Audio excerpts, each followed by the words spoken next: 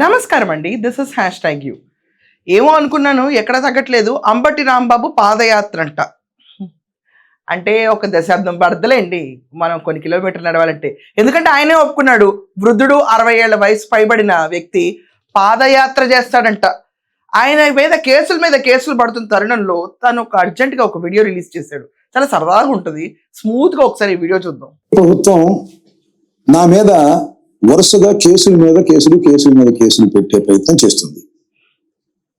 దాని ద్వారా నన్ను ఏదో ఇబ్బంది పెట్టాలని, భయపెట్టాలని ప్రయత్నం చేస్తున్నట్టుగా నాకు అర్థమవుతుంది. ఎందుకంటే 18వ తారీఖున ఉదయం 6 గంటల నుంచి సాయంత్రం 6 గంటల వరకు 12 గంటల సేపు గుంటూరు కలెక్టరేట్ ఎదురుగా నిరాహార దీక్ష చేశాను. దేనికి నిరాహార దీక్ష చేశానంటే పోలీసుల వైఫల్యం గురించి నిరాహార దీక్ష చేశాను. నా ఇంటి మీద జనవరి 31వ తారీఖున ఘోరమైన దాడి చేసిన వారిని అరెస్ట్ చేయలేదని, వాళ్ళని అరెస్ట్ చేయాలని మొదటి డిమాండ్. రెండవది, నన్ను పోలీస్ కస్టడీలో ఉంచినప్పుడు పోలీసు అధికారులు ఇద్దరు నన్ను హింసించేటటువంటి ప్రయత్నం చేశారు.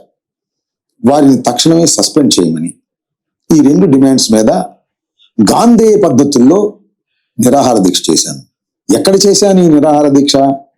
కలెక్టరేట్ ఎదురుగా నిరాహార దీక్షలు చేసేటటువంటి ప్రాంతంలో చేశాను. ఇప్పుడు ఆందోళన అక్కడే చేస్తారు. ప్రభుత్వం కూడా కలెక్టరేట్ ముందు ఆందోళన చేసుకోవడానికి కేటాయించినటువంటి ప్రదేశంలో చేశాను నేను. దానికి అనుమతి కోసం నేను లెటర్ కూడా ఇచ్చాను. మరి వాళ్ళు అనుమతించలేదేమో, కానీ వారు ఇవ్వలేదని అంటున్నారు. నేను చెప్పదలుచుకున్నది ఏమిటంటే, అనుమతి లేకోకుండా నిరాహార దీక్ష చేసినందుకు నా మీద కేసు పెట్టారు. అంటే ప్రభుత్వం అనుమతితో మీ మీద నేను నిరాహార దీక్ష చేస్తాను అని మీరు అనుమతిస్తే కేసు రిజిస్టర్ చేసేవాళ్ళు కదా, నా మీద దాడి చేసిన వారిని అరెస్ట్ చేసేవాళ్ళు కదా. ఎందుకు ఈ రకంగా ప్రభుత్వం ప్రయత్నం చేస్తుందో ప్రజలు అర్థం చేసుకోవాలని ఈ సందర్భంగా నేను కోరుతున్నాను. ఈ ఒక కేసే కాదు, రాజమండ్రి సెంట్రల్ జైలు నుంచి నేను రిలీజ్ అయినప్పుడు అక్కడి నుంచి నేను కారులో వస్తుంటే ఒక 5-6 కార్లు నాతో పాటు ఫాలో అవుతుంటే, అలా ఫాలో అవడానికి వీల్లేదని అడ్డగించే ప్రయత్నం చేశారు. ఇప్పుడు అలా అడ్డగిస్తే నేను నడుచుకుంటూ వెళ్తాను, పాదయాత్ర చేస్తాను. ఎందుకంటే నేను ఒక పార్టీకి చెందినటువంటి ప్రజానాయకుడిని. ఏమండి చెప్పుకుంటూ వెళ్తారు. సో మనం అర్జెంట్గా బ్రేక్ చేయాలి. ఈయన నిరాహార దీక్ష చేశాడు. ఇంత పెద్ద జార్డ్ జ్యూస్ తాగాడు ఆయన. ఇక్కడ చిన్న గ్లాస్ నిమ్మరసం నుంచి ఎంత జార్డ్ జ్యూస్. కేవలం ఒక 12 గంటల పాటు ముఖ్యమంత్రి గారిని పిలిపించుకున్న శ్యామల చేసిన స్పూఫ్ మెటీరియల్ అయిన తర్వాత అంబటన్ ఇంత, అంబటన్ అంతా, అంబటన్ ఓహో అని చెప్పి 4 కొట్టించుకుని పెద్ద వేరే తెలకొని దిద్దుకెళ్తే కనీసం అంబటి గారు ఎంత లేదన్నా 10 రోజులు 15 రోజులు కూర్చోవాలి. కూర్చుంటే ప్రభుత్వం దద్దరెళ్తుంది. వైసీపీ నుంచి కాపుకుల టైగర్ ఉన్నాడని చెప్పి రియలైజ్ అవుతాం. కాపేం కర్మ, మీ అల్లుళ్ళందరూ కమ్మరే కదా, కమ్మకుల టైగర్ కూడా నేనే అని చెప్పి బిరుదు తెలుసుకోవచ్చు. అవేం లేకుండా కేవలం 12 గంటల్లో గాంధీయ విధేయంగా చేసుకుంటే ఇంత నిమ్మరసం తాగి రాకుండా ఇంత జ్యూస్ డబ్బా ఎందుకు? పోనీ అది గడగడ తాగేసి ఇంటికి వెళ్ళిపోయిన తర్వాత నేను లెటర్ ఇచ్చాను, ఆ లెటర్ యాక్సెప్ట్ చేశారో లేదో, పర్మిషన్ ఇచ్చారో లేదో నాకు తెలియదు, కానీ అది కూడా చూసుకోరండి. అది కూడా చూసుకోరా? చంద్రబాబు నాయుడు గారిని అరెస్ట్ చేసినప్పుడు ఎఫ్ఐఆర్ కాపీ ఇవ్వకుండా అరెస్ట్ చేసుకెళ్లారు. ఈ ప్రభుత్వంలో మీరు అప్లై చేసుకుంటున్నప్పుడు కనీసం పర్మిషన్ ఇచ్చారు కూడా చూసుకోరా? అందరూ అక్కడే కూర్చున్నారు కాబట్టి నేను అక్కడే కూర్చున్నా అంట. అయినా ఆయన కూర్చున్న పెద్ద న్యూసెన్స్ ఏం లేదులేండి. ఎందుకంటే ఫ్రాంక్లీ స్పీకింగ్ అక్కడ స్టేజ్ మీద ఉన్న 10 మంది తప్ప ఎవరో రాలా దీనికి సపోర్ట్. అసలు జగన్మోహన్ రెడ్డి నికార్సైన నాయకుడు అంటే ఇతను దీక్షకి వెళ్ళాలి. ఇది కాకుండా నేను రాజమండ్రి సెంట్రల్ జైలు నుంచి బయటకు వస్తుంటే నేను పాదయాత్ర చేసుకుంటూ వద్దాం అనుకున్నాను. ఇంకా చేయాల్సింది పాదయాత్ర. అది నిరంతర ప్రక్రియ అయి ఉండేది. ఇప్పటిదాకా మీరు గుంటూరు అక్కడెక్కడండి, రాజమండ్రి సెంట్రల్ జైలు నుంచి గుంటూరు రావాలంటే ఈ రోజు కూడా వచ్చి ఉండేవాళ్ళు కాదు. ఏం చేస్తారండి పాదయాత్ర? మీరు రోజుకు 1 కిలోమీటర్ నడిస్తే గుండె అలసిపోద్ది. ఇలాంటి టైంలో మనం పాదయాత్ర లాంటివి మాట్లాడకూడదు అంబటి రాంబాబు గారు. సో ఆయన పైన కేసులు పెడితే కూటమి ప్రభుత్వం ఆయన పైన ఫోకస్ చేస్తుందండి. తిరగడానికి నేను సిద్ధంగా ఉన్నానని కూడా ఈ సందర్భంగా చెప్పదలుచుకున్నా. ఒక చట్టపరమైన సమాజంలో మనం జీవిస్తున్నాం. పోలీసులు చట్టాన్ని కాపాడవలసినటువంటి అవసరం ఉంది, కానీ నా మీద యాక్షన్ తీసుకోవడంలో చట్టపరంగా వస్తున్నామని చెబుతున్నారు. కానీ నా మీద దాడి చేసిన వారి మీద మాత్రం చట్ట ప్రకారం ముందుకు వెళ్ళలేకపోతున్నారు. దీనికి కారణం కేంద్ర మంత్రి పెమ్మసాని చంద్రశేఖర్, అదేవిధంగా డిఫాక్టో ముఖ్యమంత్రిగా ప్రవర్తిస్తున్నటువంటి లోకేష్ దీనికి ప్రధానమైనటువంటి కారణం.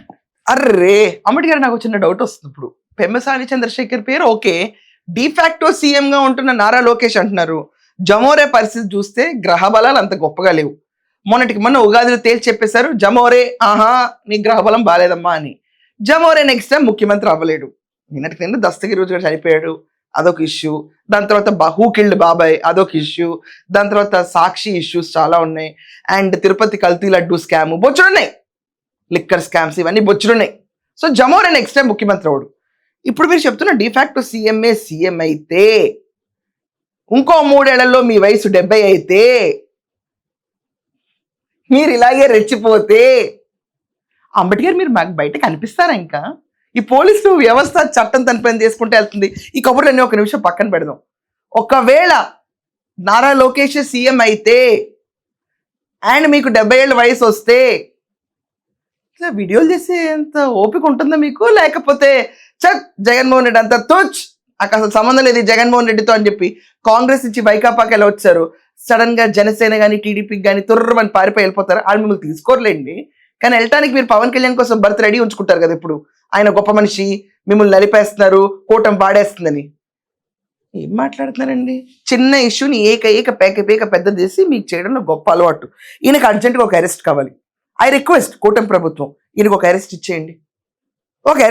సార్ ఈయనకి ఇచ్చేసి మళ్ళీ ఒక 12 రోజుల్లో ఎంతో లోపల వచ్చండి. మళ్ళీ ఆయన బయటకు వస్తారు, మళ్ళీ నేను ఎదిగిపోయానంటారు, మళ్ళీ జగన్మోహన్ రెడ్డి స్పీచ్ ఇవ్వడానికి ఒక ఆపర్చునిటీ ఉంటుంది, మళ్ళీ కాపు కొల్టా గారు మాట్లాడడానికి ఆపర్చునిటీ ఉంటుంది. ఆపర్చునిటీస్ లేవు. ఇంకా ఆయన వీడియో కౌంట్ చూస్తుంటే 300, 200 పడిపోయింది. చివరికి చాలా దారుణంగా ఉంది ఆయన పరిస్థితి. ఇది చాలా బాధాకరం. కూటమి, ఐ రిక్వెస్ట్ మీరు యాక్షన్ తీసుకుంటే స్టర్నెస్గా తీసుకోండి. ఇలా ఊరికే కేసులు పెట్టి మాత్రం వెళ్ళిపోకండి. ఎర్ర చొక్కా వేసుకుని ఈరోజు రెడీగా ఉన్నాడు Ambati Rambabu, ready for arrest. మీరు అరెస్ట్ చేసుకోండి, కాసుకోనట్టు ఎదురు చూస్తున్నాడు. ఏమంటారు మీరు అందరూ? ఇది రెచ్చగొట్టడం కదా? పర్మిషన్ ఇచ్చిన తర్వాత, పర్మిషన్ కోరిన తర్వాత ఇచ్చారో లేదో చూసుకునే పని ఉండదా? సో మీరందరూ కూడా నా దృష్టిలో మా ఒపీనియన్తో మీరు యాక్సెప్ట్ చేస్తే కమెంట్స్ కొట్టండి. అరెస్ట్ కావాలి కదా ఇతనికి. That's all for now. Thank you.